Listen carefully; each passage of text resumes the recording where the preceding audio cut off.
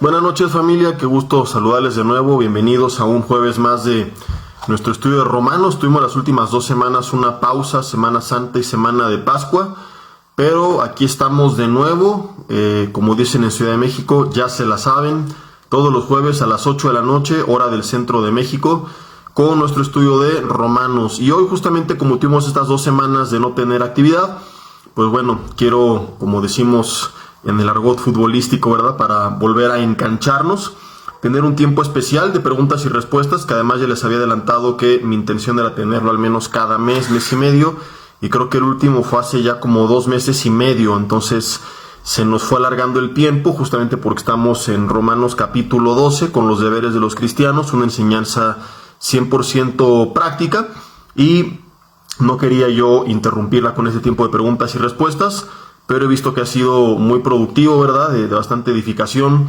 y pues hoy vamos a retomarlo nuevamente. Así que vamos a orar, vayan pensando en las preguntas que tienen. Lo peor que puede pasar es que les diga, no sé, lo voy a investigar y después les respondo.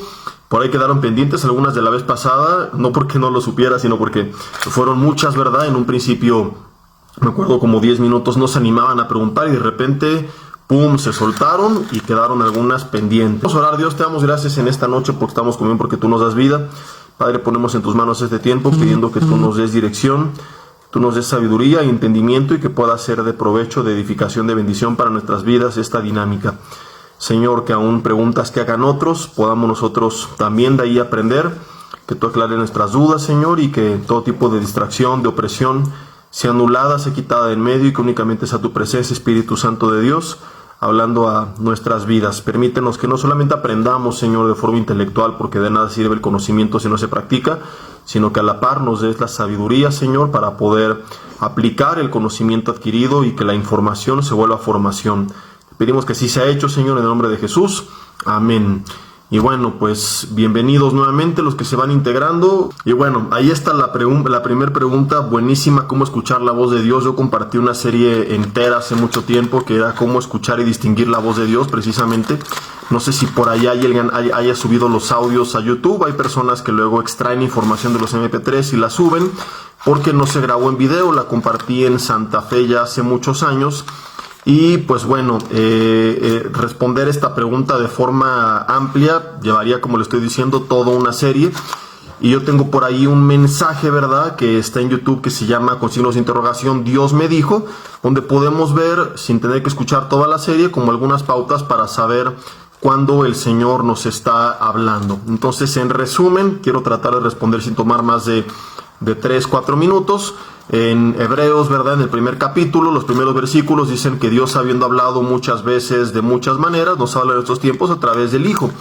De ahí que hay personas que piensan que la única forma a través de la cual Dios nos habla es a través de la palabra, de la Biblia, que ya las otras maneras quedaron en el pasado. Sin embargo, cuando voy a Primera de Pedro y veo que dice que tenemos la palabra profética más segura, no dice la única, sino la más segura, yo tengo la creencia, basado en este fundamento bíblico, de que Dios sí nos puede hablar de otras formas. Pero si combinamos Primera de Pedro con Hebreos capítulo 1, concluimos que todas las posibles formas a través de las cuales tú crees que Dios te puede estar hablando tienen que pasar por el filtro de la palabra de Dios.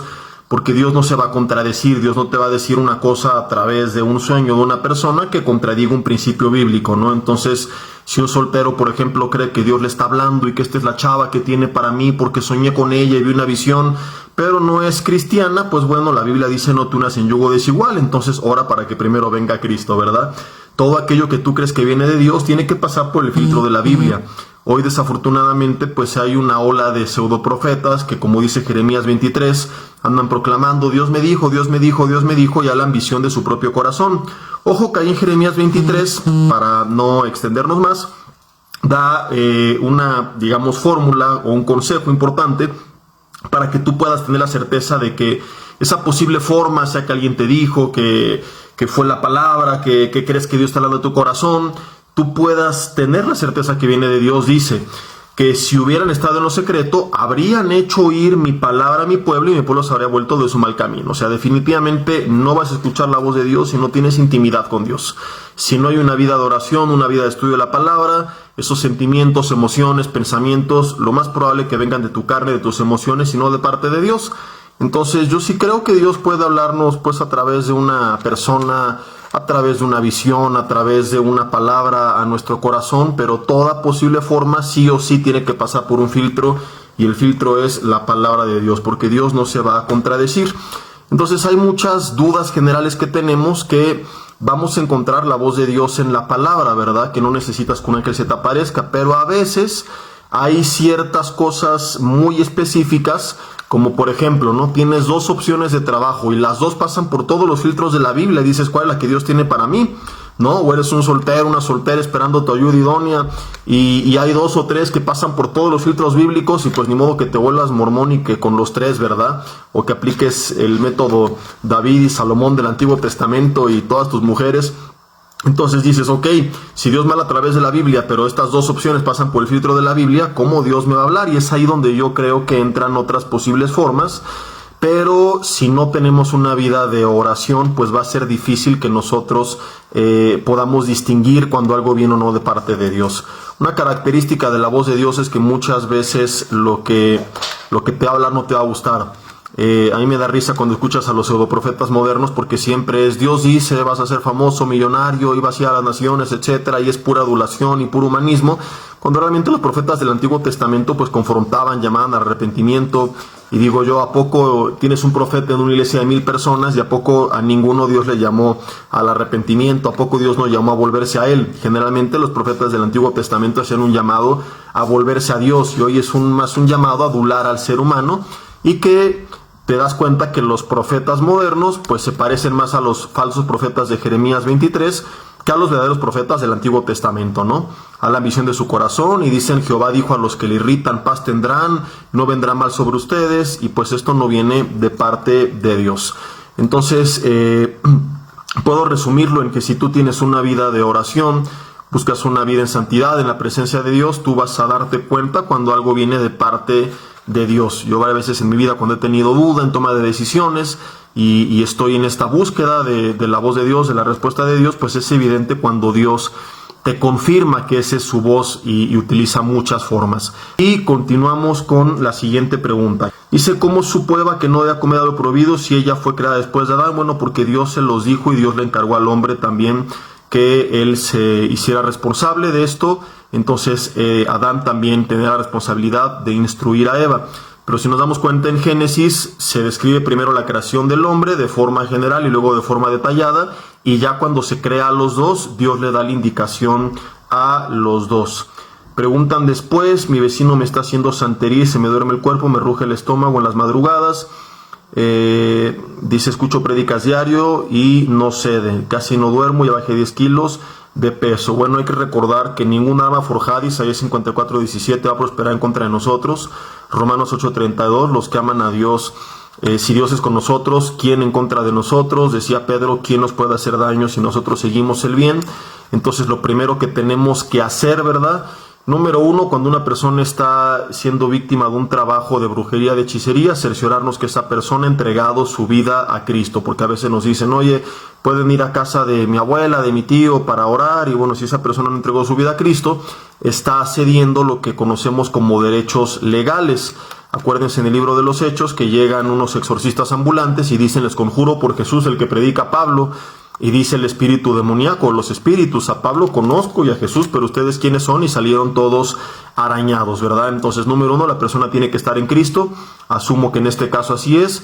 Número dos, no tiene que haber ninguna puerta abierta. Cuando nosotros tenemos algún pecado oculto, no digo que sea el caso, pero vale la pena mencionar todas las posibilidades, es entonces que el Señor permite que podamos ser afectados como una manera de sacudirnos para volvernos a Él. Si no hay puertas abiertas, Jesús dijo en Lucas 10:17-19, que tenemos autoridad sobre toda fuerza del enemigo para hollar serpientes y escorpiones y que nada nos dañará. Entonces tiene que comenzar pues con lo que algunos llaman guerra espiritual, que no es más que orar, reprender a todo espíritu demoníaco en el nombre de Jesús, poner alabanzas, y va a ver cómo en cuestión de segundos, ¿verdad?, esa opresión va a terminar.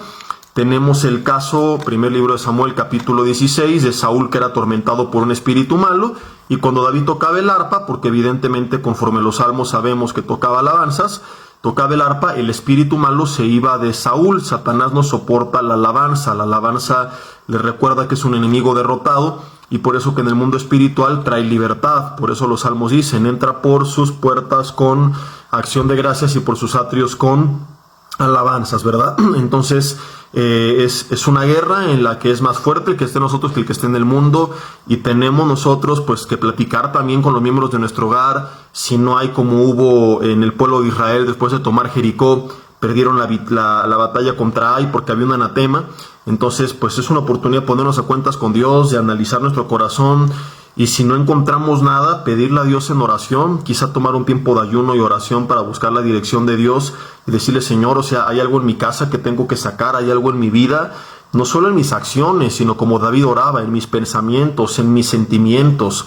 A lo mejor, Señor, estoy viviendo con rencor, con odio, con amargura, con falta de perdón, con pensamientos que no van conforme a tu palabra, y eso probablemente llega a abrir puertas al enemigo, ¿verdad? Entonces el Señor está permitiendo todo esto para cerrar todas las puertas, para volvernos a Él. Y un cristiano que tiene las puertas cerradas, que camina tomado de la mano de Dios, pues no puede ser afectado por Satanás, a menos que Dios, como el caso de Job, lo autorice. Y cuando lo autorice es porque va a obrar para bien en nosotros, pero si no es así, no nos puede hacer nada. Imagínense, por ejemplo, en la iglesia, pues cuántos brujos y brujas no han entrado, ¿verdad? Ha habido inclusive veces que llegan los hermanos de seguridad: oye, fíjate que hay una hermana que se medio rara, anda ahí vociferando, parece que es bruja. La sacamos, le digo: no hombre, déjenla que escuche la prédica y qué tal que se arrepiente.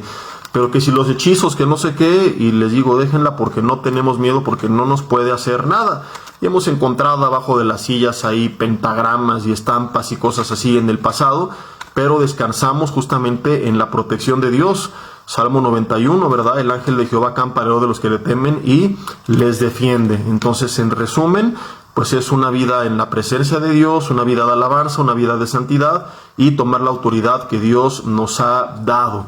Recuerdo hace mucho tiempo que en las oficinas donde grabábamos las prédicas del doctor Alducin, yo no era pastor, yo trabajaba ahí en el equipo de producción, empezaron a haber algunas manifestaciones demoníacas, se movían sillas y cosas por el estilo solas, y pues bueno, empezamos a orar, dedicamos el lugar al Señor, lo ungimos simbólicamente con aceite y se terminó esa opresión. Entonces mi hermana pues unja su casa, ¿verdad? Entréguesela al Señor, su vida, su familia, véalo como una oportunidad también para que si vive alguien más en esa casa, pues también tomen en serio al Señor, que sepan que el mundo espiritual es real. Y como dice Efesios 6, tenemos lucha no contra sangre y carne, sino contra principados y potestades.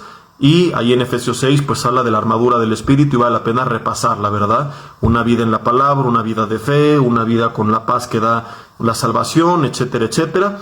Y si puede buscar prédicas de la armadura espiritual de Efesios 6, también va a ser un buen complemento. Sigo bajando aquí para ver las siguientes preguntas. Dicen: ha habido mucha controversia si las pastoras son bíblicas o no, si es correcto llamarle pastora o lo correcto es llamarle esposa de pastor. Bueno, una pregunta por la que la gente debate mucho en redes sociales, y considero yo pues que es innecesario, ¿no? ¿Por qué? Se lo voy a explicar con un ejemplo. En la Biblia hay, tanto en el Antiguo como en el Nuevo Testamento, mujeres que predicaron. Tienes en el Antiguo Testamento a Débora, y en el Nuevo Testamento las hijas de Felipe eran profetisas, y profetisa es la que habla inspirada por Dios. Entonces nosotros creemos que una mujer sí puede predicar la palabra de Dios. En Vivienda para el Mundo han llegado a predicar las pastoras en domingo, no es muy común, generalmente somos los pastores, ¿verdad? Pero no lo vemos como algo no bíblico. En Toluca es muy común que cuando viene el doctor Alducin, la pastora Martita, ya dije el término pastora, así que saben para dónde voy, ha predicado en el primer servicio. Y muchos dicen: oye, pero no aparece el término. Y yo digo que no es un tema por el que vale la pena debatir, porque lo importante es la función que está ejecutando más allá del título, y te lo voy a explicar con un ejemplo buenísimo. Cuando yo era líder de jóvenes, yo ya predicaba los domingos, tenía un estudio los miércoles en Toluca, y la gente me decía: pastor. Yo les decía: hermano, muchas gracias, pero no soy pastor, dime Jesse nada más. Aún a la fecha prefiero que me digan Jesse, aunque ya me cansé de decirles no me digan pastor, y ya casi no lo digo porque se me olvida, y digamos que pues me rendí, ¿verdad? Pero prefiero que me llamen por mi nombre. No porque no me guste el título, sino porque siento que a veces la misma gente pone una barrera y hace al pastor como muy lejano, ¿no? El otro extremo es cuando tienes tanta confianza que te vuelves irrespetuoso, y desafortunadamente hay quien no entiende este equilibrio, y uno le brinda la confianza y es buena onda, y así como estoy platicando con ustedes o con los demás, y de repente hay personas pues que sí se pasan del otro lado de ya empezar a murmurar, chismes, etcétera, y perder el respeto, y pues tampoco es correcto, ¿no?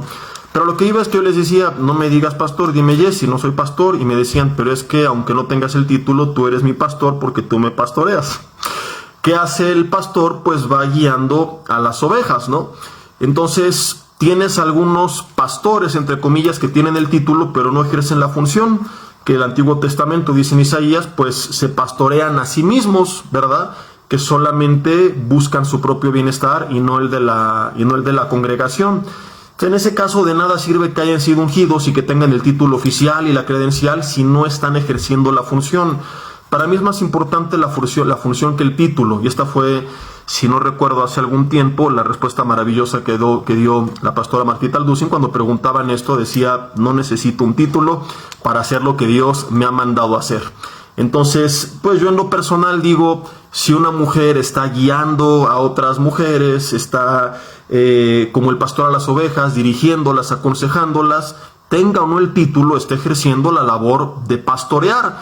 Entonces, aunque la Biblia no asigne el título, yo no tengo problema en que se le llame pastora, y por eso le digo así, y ya dije 2 veces el título, a la pastora Martita Alducin. ¿Por qué? Porque ejerce con otras personas la función, aunque no sea, como algunos dicen, un título oficial según la Biblia, ¿verdad? Y tendríamos el otro extremo, gente que dice el título sí es correcto, y tener, entre comillas, pastoras que no pastoreen. Entonces, yo prefiero una no pastora que pastoree que una pastora que no pastoree. Y lo mismo con los pastores, ¿no? O un predicador que no predica la palabra de Dios, está muy de moda, ¿no? Te presento al predicador y pues habla puro humanismo y pura psicología y motivación y coaching y no la palabra. Entonces el predicador tiene el título. Prefiero una persona que no tenga el título, pero que predique la palabra. Entonces, en su función está predicando. Y tenemos el caso de David, ¿no? Que antes de ser rey, fue ungido como rey. Y él empezó a ejercer funciones de gobierno, de pastoreo, sin todavía gobernar. Entonces, para mí es irrelevante discutir por el título. Si tú crees que no es correcto, qué bueno que no sea correcto. Si crees que es correcto, tampoco. Lo importante es que la persona cumpla la función, ¿verdad? Entonces, tú eres esposa de un pastor, por ejemplo, no dejes que la falta de un título te limite de ser de bendición a la iglesia, y viceversa. Te consideras pastor y tienes el título, no por el título dejes de hacer lo que tienes que hacer. Y la misma exhortación a los pastores, el puro título sin la función no sirve absolutamente de nada. Yo así es como lo resumo. Lo más importante es la función más allá del título. Seguimos, no haber pastores de género, porque sí las hay. Bueno, creo que ya lo respondimos. La siguiente es: se nos ha enseñado que no se debe santificar a alguien más como santos o imágenes, porque algunos libros son nombrados como san. Bueno, ese título se lo puso el hombre. Originalmente los apóstoles nunca se llamaron a sí mismos san, se llamaban santos. Todas las cartas de Pablo a todas las iglesias comienza como amados santos, amados santos, amados santos. En ese sentido, todos somos santos, porque santo significa apartado, apartado para Dios. Cuando damos el curso de identidad en Cristo, justamente vemos que ya no somos pecadores, sino santos, que seguimos luchando con el pecado. Porque si una persona dice soy pecador, puede seguir pecando. Pero cuando entiendo ahora soy santo, voy a buscar comportarme conforme a la identidad que Dios me ha dado. Después, ahí la siguiente pregunta. Ok, tengo una pregunta: ¿por qué la alabanza en la iglesia es todo un tema? Acudo a una iglesia bautista y son puros himnos. Creo que debe haber un balance.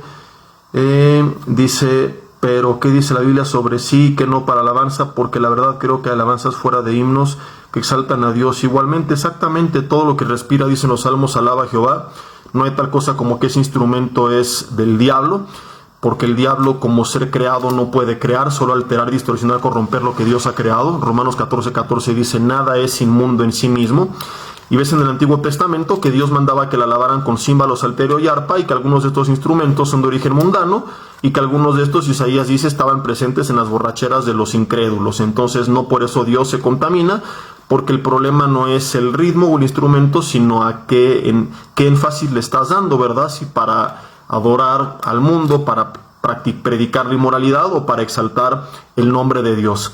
Entonces aquí mencionaba que viene de una iglesia bautista, suelen ser algunas tradicionales, tener sus himnarios, no es que están mal, se tiene que respetar. Yo he ido a iglesias hispanas en lugares de Estados Unidos donde la música es muy alegre, con acordeón, como norteña, ¿verdad? Porque la gente viene así de comunidades del rancho, del campo, etcétera. Y lo que generalmente tocamos en las iglesias pues es un género un poco más pop rock, creo que se le llama, y nunca se debe de ni adular ni satanizar ningún ritmo. Lo importante es la letra. Tú puedes tener un himno con el ritmo más moderado que no mencione para nada una exaltación a Dios, o puedes escuchar de repente a hip hoperos y raperos que exalten a Dios, ¿no? Recuerdo cuando hace muchos años comenzaba Marto con sus canciones, que para algunas personas en la iglesia era muy impactante, pero yo lo llegué a acompañar a las cárceles y no tienes idea cómo el Señor lo usaba para quebrantar las vidas de toda esa comunidad. Y llegué a ir también con el grupo de alabanza tradicional y empezaban endurecidos y terminaban endurecidos, porque no es el ritmo el que impacta, es la letra, pero el ritmo hace que ellos pongan atención a la letra, que digan, mira, este cuate habla como yo y canta, a ver, se oye chido, dice en este ritmo, y luego lo importante es la letra. Ese es lo más importante. Yo tengo en la serie de Fuera Legalismo y Religiosidad, esta sí está en video, un mensaje que se llama Música Moderna en la Iglesia, bueno o malo, donde hablamos argumentos interesantísimos. Se las recomiendo, es de las series en cuanto a información se refiere, más profundas, ¿verdad? Y nos va a aclarar muchas dudas y llegamos básicamente a esta conclusión. Hoy es que en Efesios dice que cantemos a Dios con salmos y con himnos y con cánticos espirituales. Entonces hay algunos dicen, tenemos que volver a los himnos de hace 50 años. No, los himnos de Efesios no son los himnos de hace 50 años. Los himnos de hace 50 años eran satanizados. En esa serie pongo ejemplos de cómo, valga la redundancia, por ejemplo, la de Oíd un son en alta esfera y otra así muy clásica, pues eran canciones que satanizaron en la iglesia en su momento. El coro gospel, ¿no?, que es muy tradicional en Estados Unidos, en iglesias de todo tipo, pero algunas de ellas conservadoras, pues bueno, en su momento era considerado también como satánico. El teclado antiguo que tenía como algunas pipas, le llamaban una máquina del demonio, y tienes algunos evangelistas como Moody, que en sus campañas evangelísticas tenían la música en el momento moderna, y hoy esa música es hiperclásica, pero hace 50 años era muy moderna, y siempre ha habido este problema con la iglesia. Entonces el tema es que algunos piensan que si regresamos a los himnos de hace 100 años estaremos siendo bíblicos, pero no ven que los himnos de hace 100 años también eran muy polémicos para la gente de hace 100 años. Entonces, si quisieras volver a los himnos de Efesios 6, tendrías que irte prácticamente a los cantos gregorianos de hace 2000 años, ¿no? La Biblia nunca ha satanizado el ritmo, lo importante es que el ritmo alabe al Señor, y ahí tienen los salmos como ejemplo. La que viene, si un cristiano puede tener demonios, no puede ser poseído por demonios porque nuestro espíritu y cuerpo pertenecen a Dios, pero sí podemos ser influenciados por demonios. Si una persona pierde el control de sí mismo y empieza a vociferar, esa persona pues es prácticamente un hecho que no ha nacido de nuevo, no tiene el Espíritu Santo y está poseída. Tiene que entregar su vida a Cristo, pasar por un proceso para recibir su libertad, y entonces seguirá siendo oprimida, seguirá siendo influenciada, pero no poseída por demonios. Todos, Efesios 6, tenemos lucha, pero no podemos ser como tal poseídos al grado de perder el control. La siguiente pregunta: en una iglesia está bien que la gente se caiga cuando ora o que saquen espuma por la boca o vomitan. ¿Es bíblico? Muchas veces cuando la gente es liberada, pues a veces llegan a vomitar, llegan a sacar espuma, pero decir que ese es una manifestación de que el Señor lo tocó es muy diferente, ¿no? Entonces hay veces donde se están revolcando en el piso como víboras y dices, es que el Espíritu lo está tocando. No, es más bien que se está retorciendo por una actividad demoníaca. Por ahí busquen algunos videos del espíritu de Kundalini, del movimiento Kundalini, etcétera, y cómo eso se ha ido infiltrando en la iglesia. Que la gente se caiga o no se caiga, un tema también polémico. En el Antiguo Testamento, cuando dedican el primer templo, es cierto que tocaron alabanzas, todos se juntaron y era tan grande la gloria que nadie, dice la Biblia, podía estar en pie. Pero es diferente que la presencia de Dios se manifieste y una persona se caiga sola a que pase lo que sucede hoy en día. Un hombre empujándolos de la frente diciendo recibe, recibe, recibe, con catchers atrás.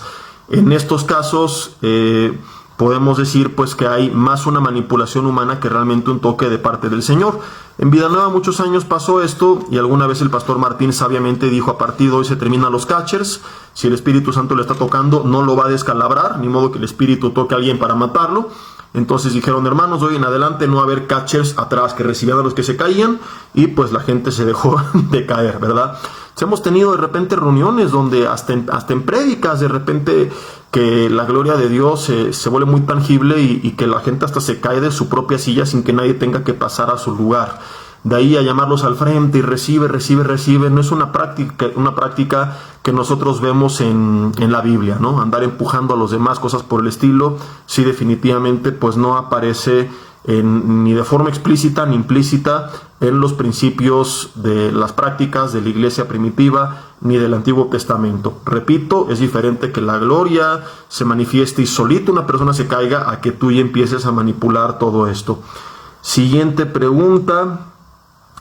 Dice: ¿alguna iglesia cristiana en Nuevo León? La verdad es que no tengo ahorita en la mente alguna. Perdón si algún pastor de Nuevo León que conozco y que no te estoy recomendando, pero ahorita no la tengo presente. ¿Desde qué edad un niño es salvo? Dice: tengo un niño de 9 años. Bueno, en Romanos 2:12 en adelante dice que los que sin ley perecieron, sin ley serán juzgados, y que el día del juicio les van a acusar o defender sus razonamientos. Entonces, un niño, cuando no tiene conciencia plena del bien y del mal, creo yo que esto tiene que ser una edad más reducida todavía, si muere, dado que su conciencia no la puede acusar, le defiende y se le imputa la justicia de Cristo. Si quieres un pasaje más explícito, pues Jesús dijo: de los niños es el reino de los cielos, ¿verdad? Entonces esto mata todo argumento, porque un día escuché un predicador que decía que no, que los niños van a ser juzgados conforme a la decisión que hubieran tomado si hubieran crecido, hablando de que si un niño murió, ¿no? Entonces, qué terrible esta enseñanza. Yo dejé de escuchar a este predicador. Algunos lo consideran como de sana doctrina, es de línea, no voy a decir de qué línea es para no contaminar a nadie, pero para mí fue fatal este comentario que hizo, porque imagínate un padre de familia, y ahora qué decisión hubiera tomado mi hijo, y la frustración, la impotencia de decir: y no se me permitió a mí tratar de instruirle, de orar por él, de predicarle la palabra. Entonces, ¿con qué me quedo, no?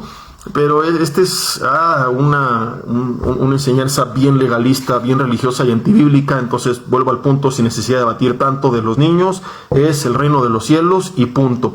Como padres tenemos la responsabilidad de enseñarles el plan de salvación desde que ellos tienen una conciencia del bien y del mal. Un niño chiquito hace una travesura y se ríe porque no es que en su corazón con dolo dijo: voy a pecar y no me importa desobedecer a Dios, cosas por el estilo, ¿no? Entonces, de chiquitos lo ven como travesuras, pero cuando ellos empiezan a crecer tenemos que irles orientando y lo más pronto posible predicar el plan de salvación. No podemos decir que hay cierta edad, porque depende pues de la inocencia del niño, ¿no? Hay niños que desde los 3, 4 años ya están bien maleadotes, ya bien perversotes, ¿no?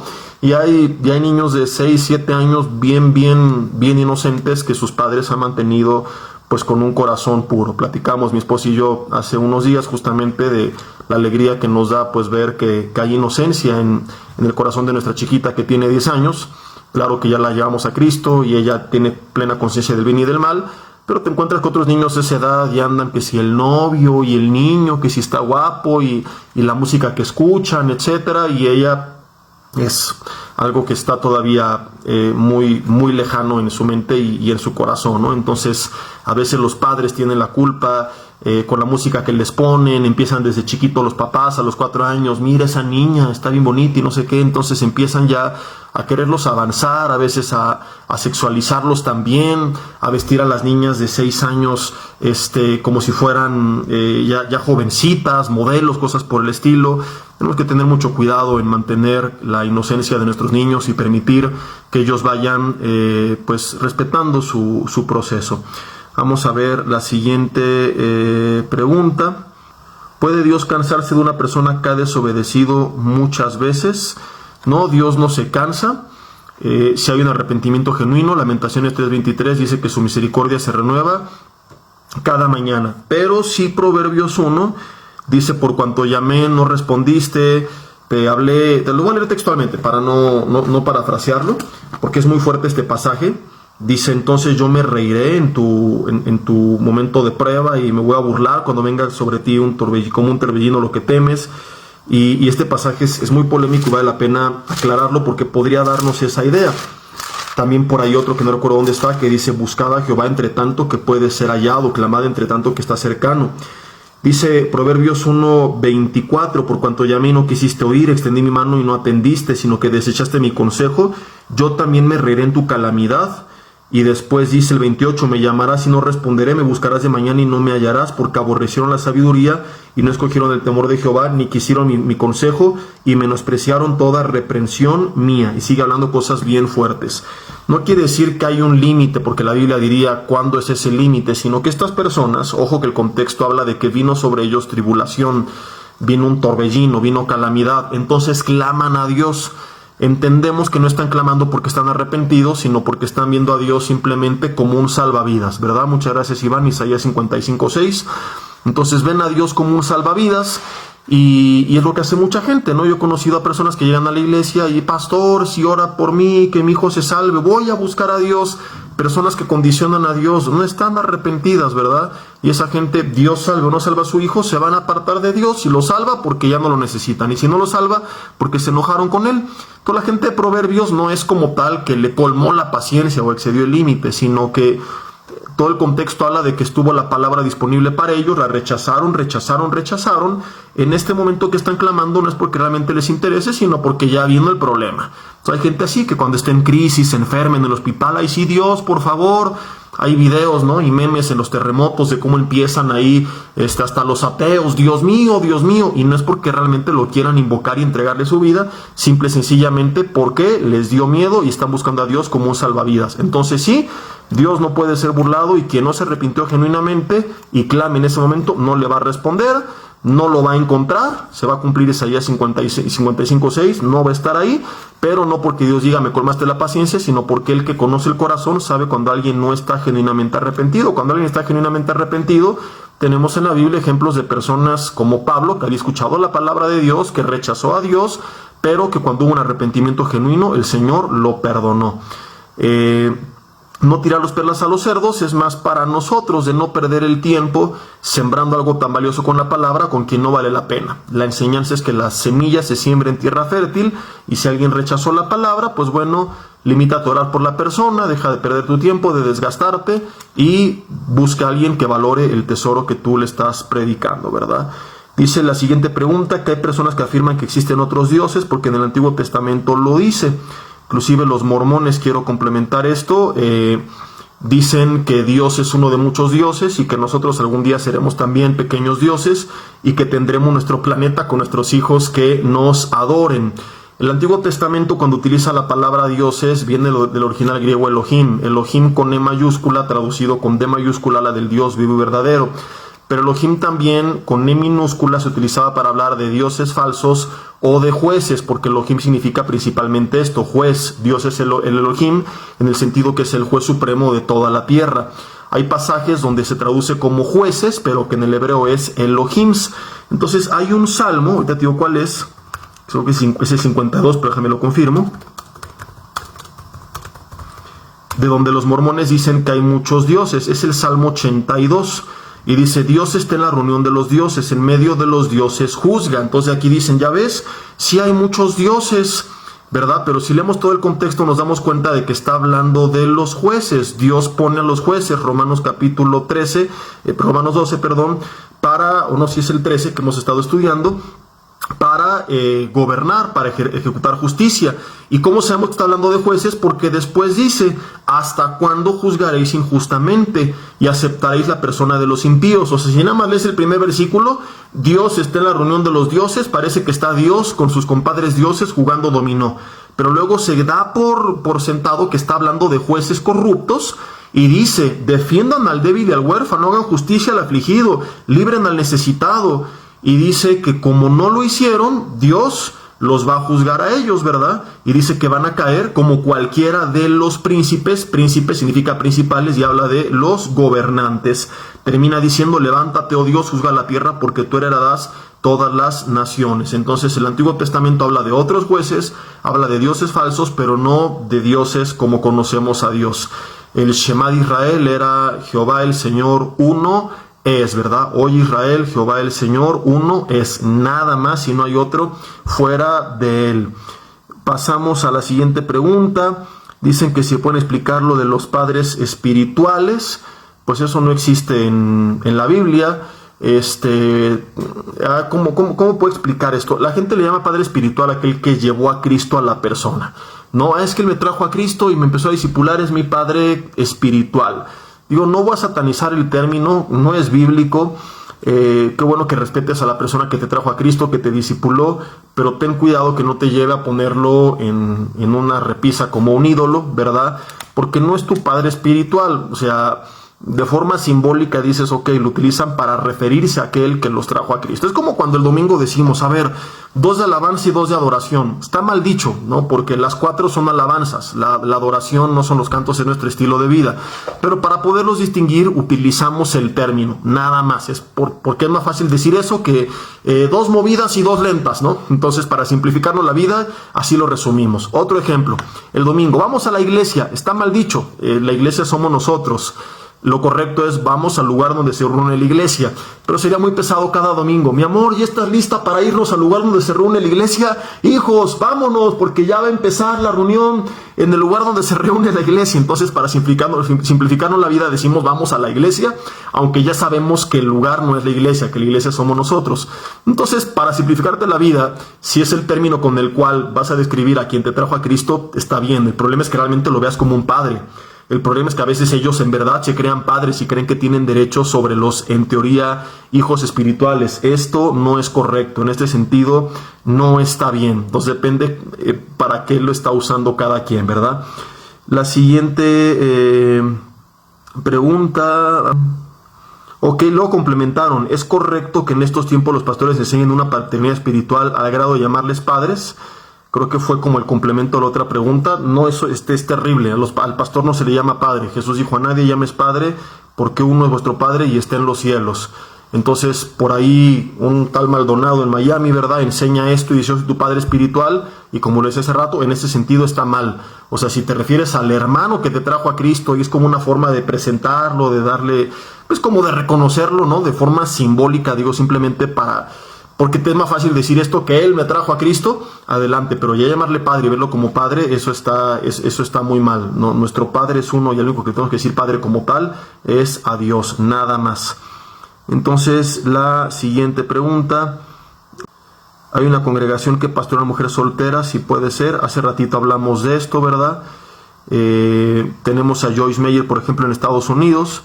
Creo que el doctor Alducin lo ha resumido de una forma magnífica. Dice pues que la voluntad directa de Dios es que el pastor siempre fue un varón, pero a veces él llega a permitir que se levanten mujeres cuando no hay, desafortunadamente, pues un liderazgo en los hombres, ¿no? A mí me da risa lo machos que son algunos hombres, porque son bien apáticos, no se disipulan, no sirven, no predican, o sea, no predican fuera.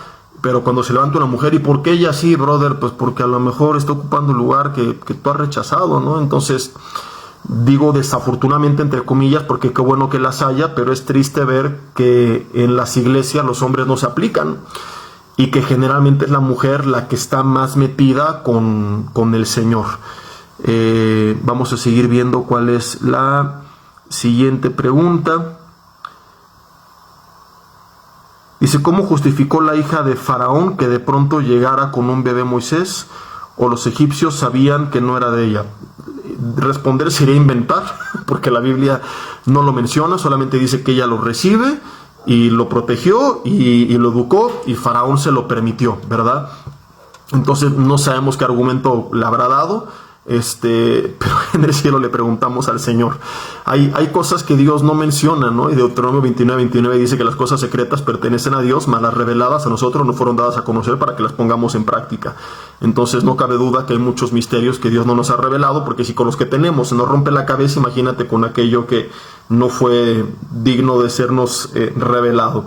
Dice que sí es correcto que en el noviazgo pasen mucho tiempo de espera de casarse. No es correcto, ni bíblica ni científicamente. Son recomendados los noviazgos de muchos años.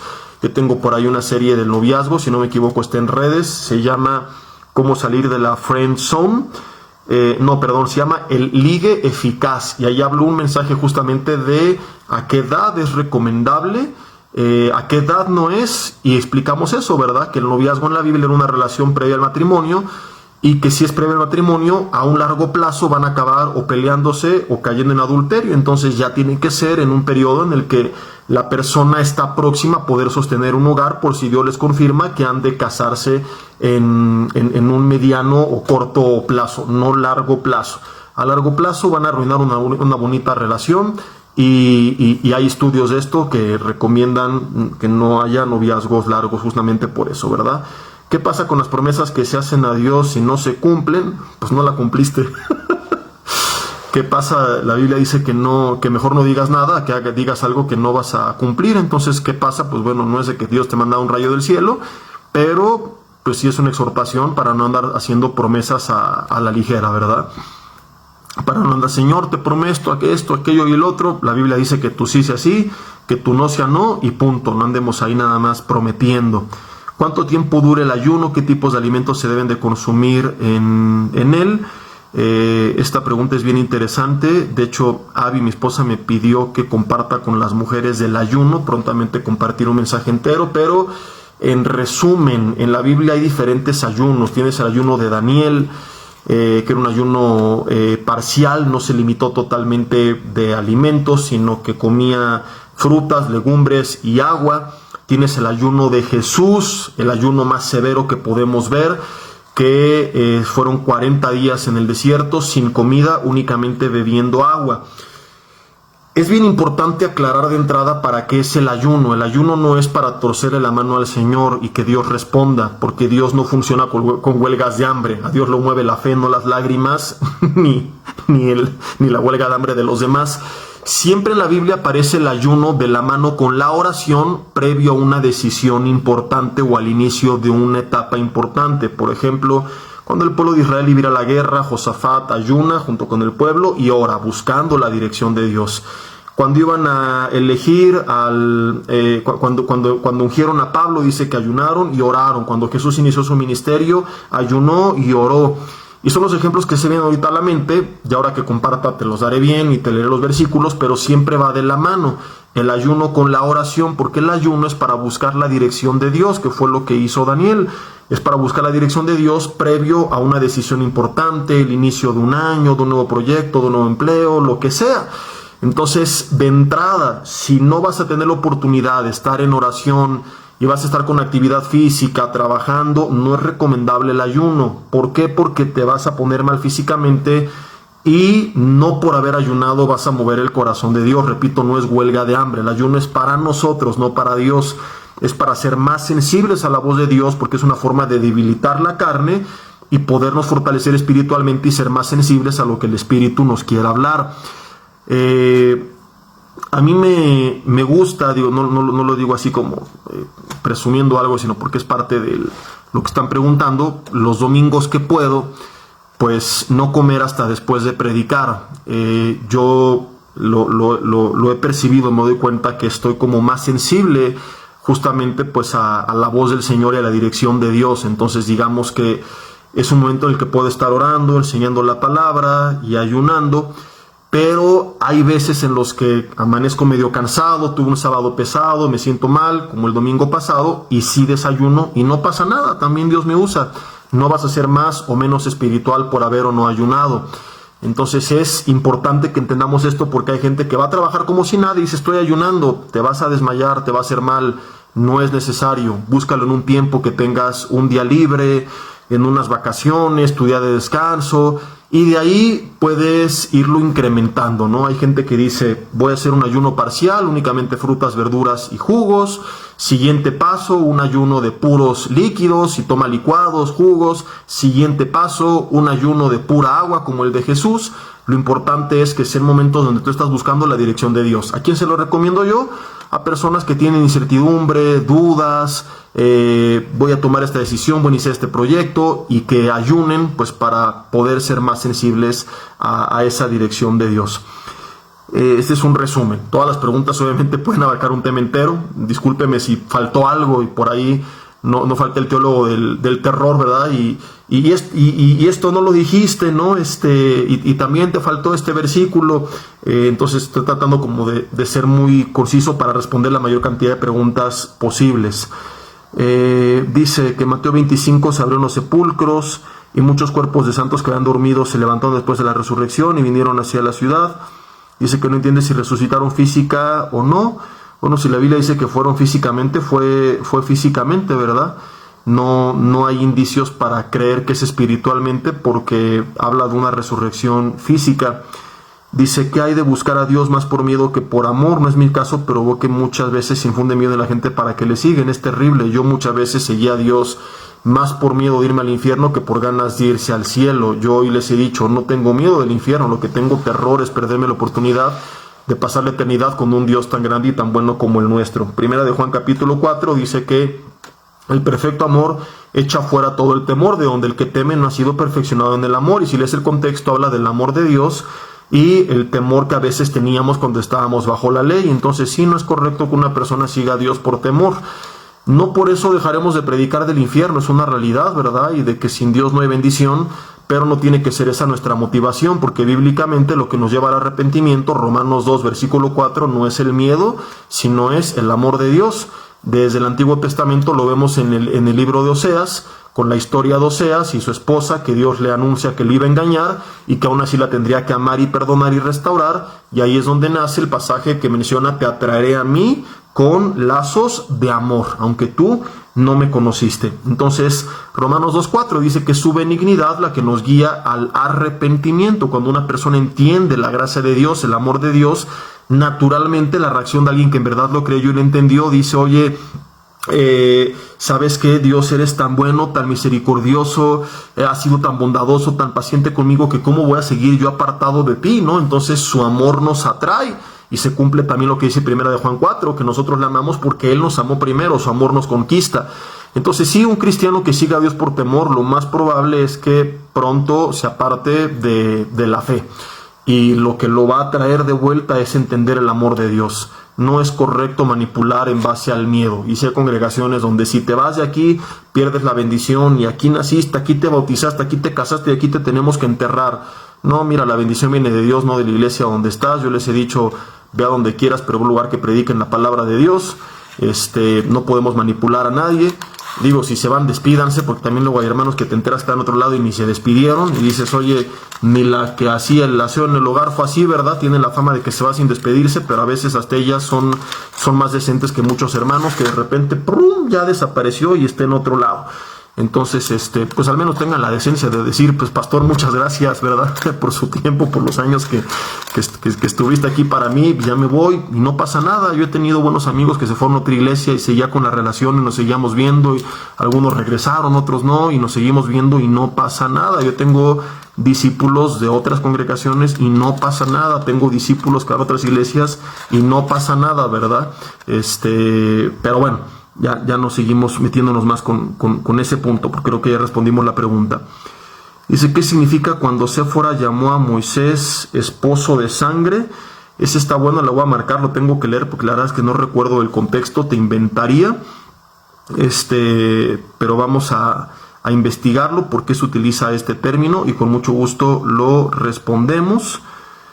Y nos pasamos a la siguiente pregunta. Dice: ¿qué pasa si una familia cristiana hay alguien que muere y los familiares le hacen misa? Porque la mayoría de los hermanos son católicos. ¿Qué pasa ahí? ¿Es pecado para la familia?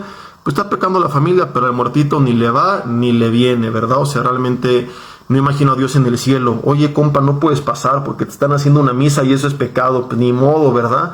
No, o sea, ya lo que haga la familia, y esto aplica para que si lo incineraron, si lo enterraron, la persona va a ser juzgada por lo que decidió en tierra, no por lo que la familia haga después. El hombre tiene que morir, Hebreos 6:27, una sola vez, y después de esto, el juicio. Entonces todas sus rosarios y sus misas y todo lo que hagan, ni le va a ayudar, ni le va a perjudicar, ¿no? Entonces ya que hagan lo que quieran, realmente el mensaje justamente es más para las personas que están ahí que no conocen de Cristo. A mí en lo personal no me gustan los funerales, pero siempre que puedo accedo a ir, justamente por esto, porque lo hago como una oportunidad de compartir la palabra de Dios con los que no conocen. Y en una vez me tocó este caso, una familia mixta, donde la mitad de los hermanos eran cristianos, la mitad eran católicos, y muere, no me acuerdo si el papá o la mamá, y fui yo, y primero pasó el padrecito, y se aventó su mensaje y su misa bien aburrida, ¿verdad? No es por nada, pero las cosas como son, y luego le tocó compartir un servidor, y la verdad que la gente estaba muy atenta, y fue de mucha bendición el mensaje, ¿no? Entonces, si yo me hubiera puesto mis moños de que no, yo ahí no predico porque ya fue el padrecito, me hubiera perdido la oportunidad de poder ser de bendición. Son las 9 de la noche, así que vamos a ver un par de preguntas más y las demás quedarán pendientes, mis hermanos. Vamos a ver que si tengo alguna serie sobre el cielo. Sí tengo una serie que compartí, si no mal recuerdo, en pandemia. La pueden buscar en YouTube, se llama ¿Cómo será la vida en el cielo? O ponle El cielo Jesse Bermúdez y lo vas a encontrar. Te recomiendo mucho el libro de Randy Alcorn. Lo puedes encontrar en una librería cristiana o buscarlo en Amazon. Yo en secundaria, en el colegio, lo estamos leyendo con los alumnos, 1 o 2 capítulos por semana, porque tenían muchas preguntas del cielo y dije, siguiente libro que vamos a leer es el de El cielo. Tenemos un espacio de círculo de lectura y está interesantísimo. De hecho, me dijeron que sus abuelitas y sus mamás se los robaron y luego llegan sin leer porque la familia se lo apirañó. El autor es Randy, el nombre Randy Alcorn es Alcorn, y es un libro buenísimo y muy muy completo. Y luego preguntan aquí que qué opino de los que creen que si no se guarda el sábado ya no es digno de salvación. Es una creencia judaizante, nuestro reposo es Cristo. Es importante dedicar un día de descanso para nuestro cuerpo. La ciencia lo confirma, ¿verdad? Pero no tiene que ser forzosamente el sábado, ¿no? Volveríamos a la ley del Antiguo Testamento, a creer que son las fiestas, las tradiciones, los días, y desde el Antiguo Testamento, o sea, 6:6 dice, misericordia quiero no sacrificio, conocimiento de Dios más que holocaustos, y Jesús nos enseñó bastante al respecto. Y preguntan que qué hay de que hay que ponerse diario la armadura. Sí, hay quien dice, y me he visto con armadura, y me pongo el yelmo de la salvación, y tomo la espada del Espíritu, y el escudo de la fe, y vive como le da la gana. Entonces ponerse la armadura no es verbalmente decir me la pongo, sino es vivir una vida de acuerdo a lo que toda la armadura significa, ¿no? Una vida creyendo en la salvación, con la fe, con la palabra, con todo lo que menciona Efesios 6. De nada sirve que lo digas si no lo vives, como Santiago 1, ¿no? Hay que ser hacedores y no tan solamente oidores. Y como bien dice el pastor Armando, dice que cuando recibimos a Cristo tenemos la armadura, y toda armadura, pues bueno, se puede oxidar, se puede debilitar. Entonces tenemos que, digo en un sentido espiritual, mantenerla fuerte, para que no entremos en dudas con esto. La espada del Espíritu, vengo a Cristo y ya la tengo porque tengo su palabra. Pero si un cristiano no lee la Biblia, en ese sentido es en que me refiero, se le va a oxidar la espada, ¿no? O sea, no que la palabra pierda poder, sino que él no conoce ese poder porque no lo está desarrollando, ¿no? Tienes el escudo de la fe, pero empiezas a dudar, pues los dardos del enemigo empiezan a tener más impacto. Entonces, a través de una relación con Dios es que podemos, digamos en ese sentido, fortalecernos en la armadura de Dios. No se pierde la salvación, si se perdiera sería por obras, y es un regalo, no es por obras. Efesios 2 del 8 al 10. Y está buenísima. Si mi papá tiene otra familia y no está divorciado, nosotros somos la otra familia. ¿En dónde tiene que estar él si ya es bautizado? Requiere una consejería personal. Hay que muchos detalles antes de que esto pasara. De entrada tiene que poner su vida en orden, ¿verdad? Divorciarse, casarse. A lo mejor se separó de su ex esposa pues cuando no era cristiano, o a lo mejor esta persona lo engañó, lo abandonó. Hay muchas razones en las que él pudiera haber tenido el derecho de iniciar nuevamente una vida en este sentido, pero sí tiene que pues formalizar su relación y ponerle en orden delante de Dios, ¿verdad? ¿Cómo reaccionar con un hijo que se declara homosexual? Hay que seguirlo amando y hacerle saber pues que no estamos de acuerdo, como con cualquier pecado, y explicarle el por qué. Tengo por ahí un mensaje que se llama La Iglesia del Movimiento LGTBQ y más, y explicamos justamente eso, ¿no? Que no somos homofóbicos. De hecho el término está mal dicho, pero como lo entiende la gente, no lo somos pecadofóbicos, ¿no? Lo que no estamos de acuerdo es con el pecado en la vida de la gente, sea cual sea homosexualismo, drogadicción, adulterio, y no solamente con un grupo de personas, sino también con el nuestro, ¿verdad? No estamos de acuerdo tampoco con el pecado en nuestras vidas porque conocemos los daños del pecado. Entonces es lo que se le tiene que explicar a toda persona con lo que esté luchando, qué va a traer a largo plazo ese pecado en sus vidas y por qué Dios le llama pues a buscar dejar ese pecado. Pero en todo este proceso pues hacerles saber que pues estamos ahí para ellos y que les amamos. ¿Cómo empezar a leer la Biblia? Se recomienda comenzar por el Nuevo Testamento, por el Evangelio de Juan. Puede complementarlo con los Salmos, un capítulo de Juan, un capítulo de los Salmos, luego el resto del Nuevo Testamento, comenzando de Mateo, Marcos, Lucas, junto con Proverbios, y luego el resto de las cartas del Nuevo Testamento. Puede seguir algún plan de esos que hay para leer la Biblia en un año, pero lo más importante es que primero conozca la vida de Jesús, ¿verdad? Los Salmos y Proverbios porque trae pues mucha sabiduría para el día a día. Complementa tu lectura de la Reina Valera 60 con una versión de la NTV, que es la Nueva Traducción Viviente, que lo desmenuza un poquito más y te lo va a hacer un poco más fácil de entender. Si tú eres nuevo, te recomiendo leer estas dos versiones, ¿verdad? La NTV es mucho más clara, pero también a veces puede distorsionar un poco el significado original. Si lees la Reina Valera junto con la NTV, podrás tener un buen equilibrio para entender sin alterar el significado original. Dios se puede manifestar a nosotros con sueño, lo expliqué que es el principio. Yo sí creo que Dios puede hablar de muchas formas, pero tienen que pasar por el filtro de la palabra. Y pues creo que dice, en relación al fallecimiento, ¿por qué las personas que viven este duelo dicen que ya está el fallecido en la presencia del Señor?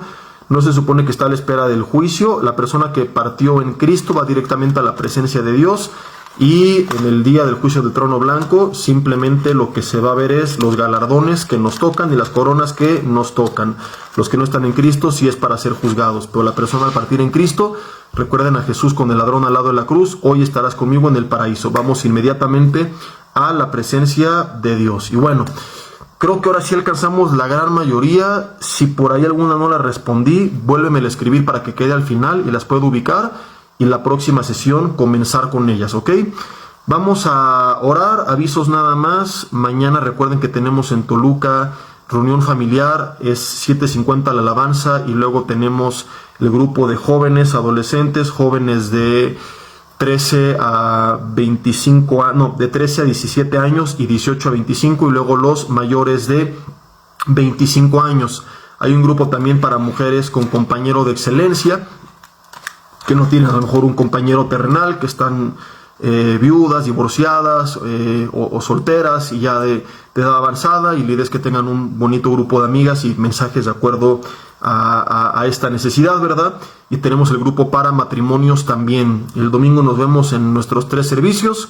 Estaré compartiendo en el primero y segundo, 8:40 y a las 8:40 de la mañana y 11 de la mañana. La cuarta parte del tema, ¿por qué la gente se aparta de Jesús? Va a estar bien interesante. Los que no viven aquí lo podrán ver a través de esta misma página y posteriormente en YouTube. Les recomiendo mucho buscar los mensajes de Semana Santa. Compartí uno bien interesante que se llamó Vino y Volverá, donde respondemos a la pregunta que hacen muchos judíos, ¿no? Oye, ¿cómo que Jesús en su segunda venida es cuando va a gobernar? ¿Dónde habla el Antiguo Testamento de una segunda venida? Y explicamos todo eso en este mensaje, al igual que los 3 de la semana antepasada, que vimos primera, segunda y tercera parte de por qué Dios permite la maldad y el sufrimiento. Explicamos qué es el mal y cuál es su origen, por qué Dios permite los síndromes y las tragedias, y por qué no hizo un mundo sin mal. Estuvieron muy buenos, muy interesantes, te los recomiendo mucho. Vamos a terminar con esto. Oramos para despedirnos. Dios, te damos gracias por este tiempo que tuvimos, por las preguntas que alcanzamos a responder, Señor, y te pedimos que nos podamos quedar con lo que tú hayas hablado a nuestro corazón, principalmente, Señor, con la verdad que hoy has dejado clara, Señor, que es que necesitamos tu palabra para poder ser dirigidos sabiamente a tomar buenas decisiones en todas las áreas de nuestra vida, Señor, porque es lámpara a tus pies y lumbrera nuestro camino, y sin tu palabra caminamos mal, damos pasos incorrectos o seguimos caminos incorrectos y terminamos perdidos. Que tu lámpara nos alumbre, Señor, no solamente para tener conocimiento, sino también para poder aplicar ese conocimiento en el día a día. Que así se ha hecho, te lo pedimos en el nombre de Jesús. Guarda a mis hermanos que me están siguiendo, Señor, te pido que tú los bendigas, que si alguien está pasando un tiempo de prueba, tú le fortalezcas. Si alguien está pasando un tiempo de crisis, que tú le prosperes, que abras las ventanas de los cielos y derrames de tu bendición. Y si hay enfermos, Señor, siguiéndonos en esta transmisión, donde quiera que estén, te pido que por la orden de tu palabra enviada desde el cielo, Señor, puedan recibir su sanidad y que sean sanos por tu poder, porque creemos que tú quieres una iglesia fuerte que te sirva activa y diligentemente, Señor. Así que envía tu sanidad, te lo pedimos en el nombre de Cristo Jesús. Amén. Mis hermanos, que Dios los bendiga, pasen bonita noche y con esto terminamos. Los que se conectaron tarde, ahorita en unos minutos el video se sube para que puedan ver las preguntas desde el principio.